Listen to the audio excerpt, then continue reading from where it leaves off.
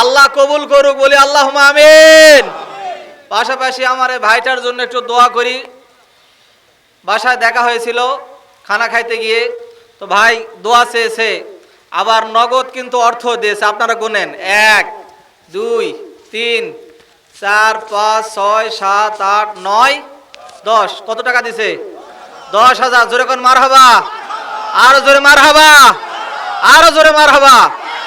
প্রতিশ্রুতি দিয়েছে যদি ইনশাআল্লাহ আগামী দিনে তাদের দল ক্ষমতায় আসতে পারে, এ ভাই যদি আগামী দিনে চেয়ারম্যান অথবা কোনো কিছু হতে পারে ইনশাআল্লাহ, তাহলে আপনাদেরকে প্রতিশ্রুতি দিয়েছে আপনাদের মসজিদের উন্নয়নের জন্য যা কিছু লাগবে দিবে তো ইনশাআল্লাহ।